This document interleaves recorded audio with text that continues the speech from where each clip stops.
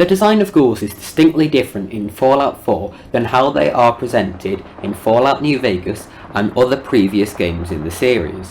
Although most people may think that this change is insignificant, I think it actually changed the way that people reacted to ghouls in the world of Fallout. And I think that most importantly, the way that ghouls look has affected what people have thought was the morally correct answer in each game. People who have played any game in the Fallout series will know that most things end up being more complex than you would first think. Ghouls are not an exception. Different people throughout the wasteland have different views on ghouls, and to a degree, ghouls blur the line between human and monsters.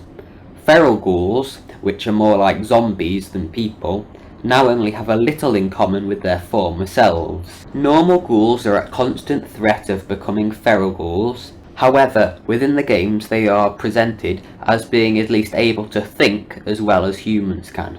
A lot of people in the wasteland still cling on to the past, hoping that it can be rebuilt, with the new California Republic trying to rebuild the old world America, and the Brotherhood of Steel trying to find old world technology so the knowledge of the old world isn't forgotten. However, the past never included any ghouls, and many people don't see a place for ghouls in the new world they're trying to create. So let's look at how ghouls are presented in Fallout 1 and 2. When we look at these ghouls, we can clearly see that they are bony, muscly, and disfigured. In the games, feral ghouls look very similar to these. It's hard to tell from a distance whether you are looking at a feral ghoul or a normal ghoul, and the only true distinction is how sane you think they are. Normal ghouls are portrayed as people-like feral ghouls. Now, on to the next pair of games, Fallout 3 and Fallout New Vegas. In Fallout 3 and Fallout New Vegas, ghouls look quite different. They look like decaying people with pieces of skin falling off. When you compare them to their feral counterparts, you find that there is a more distinct difference. Non-feral ghouls are somewhere in between the normal humans you see and the feral ghouls. They are in a distinct middle ground.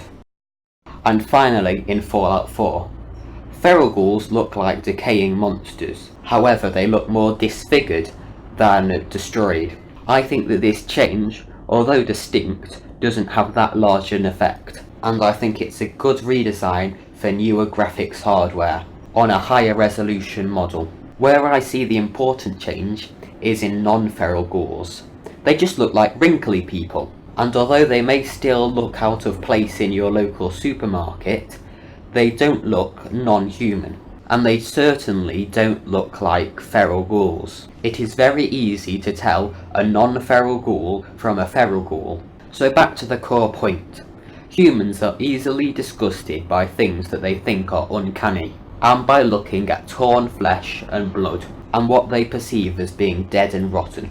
This idea is reflected upon in some of the earlier games, as people scared by their disfigured look and zombie-like feral counterparts consider them as non-human. Look at the negative view people have about the Brotherhood of Steel across the internet. I think this is at least partially because of the way they treat wrinkly people. Ghouls.